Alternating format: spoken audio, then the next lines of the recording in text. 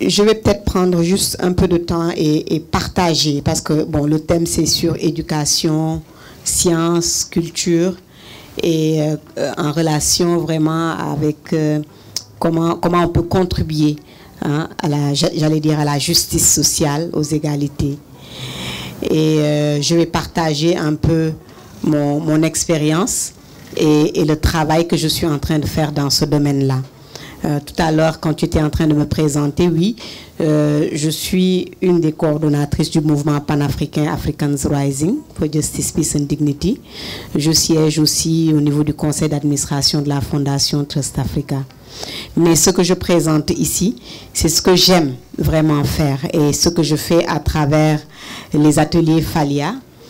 C'est vraiment des artistes, des écrivains, des graphistes, voilà, des gens qui aiment la culture, qui se retrouvent et on apprend ensemble à écrire, à produire. Voilà. Je viens tout juste aujourd'hui de lancer un site de vente, kumbati.com, où vous pourrez trouver mes livres en ligne. Et le premier livre que je propose, La terrible histoire du coup sorcier, c'est un texte dont le titre a dû changer parce que normalement il devait s'appeler Le zizi du coup sorcier. Mon ami Fatim avait dit non, il fallait dire le pénis du coup sorcier, etc., etc. Mais je donne cet exemple, ce n'est pas pour rien, parce que ça entre dans ce qu'on est en train de dire et pourquoi nous faisons ce que nous faisons. Donc, je ne vais pas vous raconter toute l'histoire, parce qu'il faudra que vous achetiez le livre. Mais, dans ce texte, l'histoire démarre par une fille qui crie et qui ameute le village en disant « Venez vite, j'ai vu le vilain zizi du coup sorcier ». Et bien sûr, les gens s'approchent et demandent, et le coup sorcier, bien sûr, dit que c'est une menteuse, elle ne lui a rien dit, etc. Mais en tout cas, c'est un texte qui donne une clé, ou en tout cas, il donne une opportunité à des éducateurs, à des enseignants, de parler d'un sujet difficile qui est très souvent, on était en train d'en discuter pendant la pause, les prédateurs sexuels, les pédophiles, des gens qui montrent leur sexe ou en tout cas essaient de toucher les enfants de façon inappropriée. Et ce sont des choses dont on ne peut pas parler ou très souvent on ne sait pas comment l'introduire. Donc écrire ce livre, c'est donner aux parents, aux enseignants et à différentes personnes une opportunité de démarrer la conversation. Pourquoi on fait ça? Parce que bien sûr, nous pensons que nous pouvons utiliser la culture, la littérature, les contes, parce que je suis conteuse à la base, pour vraiment faire passer certains messages et pour offrir aux gens l'audace même de parler ou de questionner certaines choses. Donc, ici, j'ai apporté quelques livres sur lesquels nous avons travaillé. Et bien sûr, en relation toujours avec le corps, celui-là, il est très simple. Tankoloro. Vous connaissez tous ce petit jeu d'enfant, Tankoloro Nop, Bakenbat, Botugemi. Et très souvent, on parle des parties du corps. Mais il y a des parties du corps dont personne ne parle. Pourquoi? Et pourtant, ça fait partie de notre corps, c'est naturel et tout. Ça veut dire que quelque part, on montre aux gens, aux enfants, que ces parties-là de leur corps n'existent pas ou on ne devrait pas en parler. Et bon, au début, quand on écrivait ce livre, en tout cas, je l'avais fait dans un cadre où, pour moi, c'était impossible de dire le reste. Donc, on va le rééditer et on va dire ce qu'on veut. Mais à la fin, ce qu'on dit, tout ça, c'est pour moi. C'est-à-dire, je touche les différentes parties de mon corps et très tôt, en tant qu'enfant, on apprend à dire que ça m'appartient. C'est mon corps. C'est ma tête, c'est mon pied, ce sont mes mains. Et les parents, les enseignants peuvent apprendre aux enfants que ça, c'est pour toi. Et personne n'a le droit d'y toucher ou de le juger en dehors de toi. Tel que tu es, c'est ça. Si tu es noire, si tu es courte, si tu as des cheveux crépus, peu importe, c'est ton corps, ça t'appartient. Parce que il faut, c'est à la base comment on éduque les enfants et comment ils grandissent par rapport à qui voilà, ils ou elles sont. Et j'allais dire aussi que ce que ça aide à faire quand on peut raconter les histoires ensemble, parce qu'il faut aussi penser aux conversations qui touchent différentes générations. Il s'agit de pouvoir avoir des outils où on peut s'asseoir au moins ensemble, en famille, avec les grandes personnes, les plus jeunes, etc., et parler de la même chose. Parce que c'est tellement compartimentalisé, si on peut l'appeler comme ça, que les échanges sont coupés. Mais quand on a l'occasion, que ce soit, et maintenant c'est bien, on n'est pas obligé de rester au format livre, il y a les sons, on peut faire des podcasts. Pendant Covid, moi j'ai commencé à faire des vidéos et à faire sur YouTube, juste prendre mon téléphone, le mettre en face parce qu'on ne peut pas aller dans les classes, les écoles étaient fermées, on ne pouvait pas parler aux gens. Juste prendre mon téléphone, le mettre en face de moi et raconter l'histoire. Et j'ai vu que les gens, ils écoutent, les enfants, ils aiment écouter quand c'est mis comme ça. Donc, on a des outils. En tout cas, moi, je considère cette culture, en tout cas, comme outil, hein, comme outil d'éducation et comme matériel qu'on peut créer et qu'on peut faire en sorte qu'on puisse véhiculer certains messages. Maintenant, quel message? C'est ça la question. Et aujourd'hui, je l'ai dit hier, je suis féministe, je me bats pour l'égalité. Donc, je dois, dans la construction de mes messages, montrer d'abord cette égalité.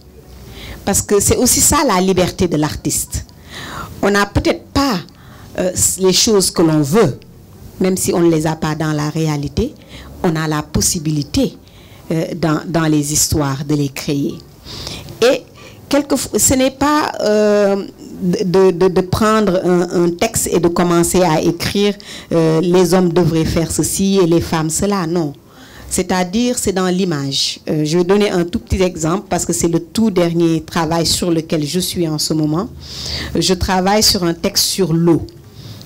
Et c'est pour le cycle de l'eau.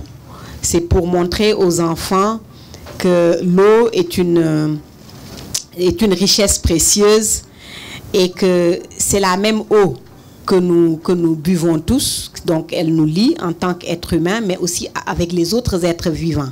L'eau que nous buvons, c'est ça que les plantes utilisent, c'est ça que les animaux utilisent. C'est la même eau qui fait tout le temps le même tour et le même cycle de l'eau qui s'évapore, qui vient en pluie, qui entre et tout ça. Mais au-delà du fait que ça nous lie tous aujourd'hui, ça nous lie aussi au passé. C'est-à-dire c'est la même eau que nous, nos mamans, nos grands-mères, tout le monde a bu la même eau. Depuis le début de la Terre, il n'y a pas eu une nouvelle eau qui est arrivée d'ailleurs. C'est la même eau qui est recyclée. Et c'est ça le but de ce texte. Mais voilà qu'il faut créer des personnages. Et donc, bien sûr, il faut un personnage féminin fort parce que très souvent, il n'y en a pas. Donc, la jeune Selbé qui court et qui ouvre le robinet, elle s'habille, elle est dans le hip-hop, c'est notre Selbé. Parce qu'elle existe. Elle a des locks, elle a son pantalon bouffant et elle a son oufeur. Et c'est une petite fille de 9 ans. Et on a la possibilité de dessiner ça et de le mettre dans le texte. D'entrée de jeu, l'oncle les appelle pour venir manger. C'est l'oncle qui est le cuisinier. il a préparé un plat et il appelle les enfants, ah, venez vite manger, j'ai préparé un bon yassa. Bien sûr, c'est très simple, ça n'a l'air de rien du tout, mais c'est parce qu'on ne le voit pas dans le type d'éducation que nous recevons. J'ai travaillé avec, comment elle s'appelle la dame de Equipop qui était là hier, Meimouna, avec des enseignants, avec différents groupes, et on a fait quelque chose de très simple. On a juste pris les livres qui sont utilisés à l'école primaire au Sénégal. Et vous pouvez faire le même exercice. Prenez tous les livres qui sont utilisés à l'école primaire au Sénégal et ouvrez-les et feuilletez. Regardez les images. Vous verrez rarement des images de femmes qui font autre chose que cuisiner ou nettoyer. Dans tous les livres, aujourd'hui. Et vous verrez rarement dans ces livres-là des images de femmes qui sortent, qui sont universitaires, qui sont artistes, qui sont... Et pourtant, elles existent dans notre société. Mais elles n'existent pas dans le matériel d'éducation que nous avons. Vous verrez rarement une femme scientifique en train de regarder son microscope. Pourtant, elle existe. Et donc, c'est dans cette dynamique que nous regardons et nous essayons d'insérer ces choses-là. Et ça va loin, c'est pas seulement par rapport aux femmes, hein, pour moi, et c'est pour ça que pour moi le féminisme c'est une idéologie qui englobe tout. Quand j'écris Les jumelles de Bama, ce texte n'est pas là, je la décris comme cette femme très belle, très noire et qui fait du business de vente de pagne. Pourtant c'est un conte. Mais elle est le personnage principal. Et pourquoi on insiste sur le trait noir? Et pourquoi on insiste sur le fait qu'elle travaille, qu'elle est riche? Parce que très souvent, c'est pas ça. Quand on est noir, dans les histoires qu'on nous montre, elles sont vilaines. Et quand on est femme, on est pauvre. Hein?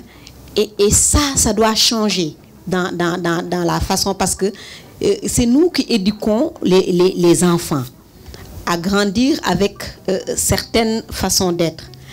Bien sûr, il y a des combats qu'on doit mener, on doit changer les lois et tout ce qui a été dit ici ce matin.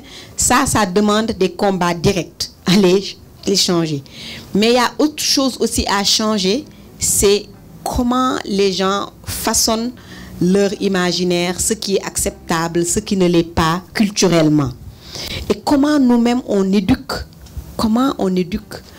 nos enfants.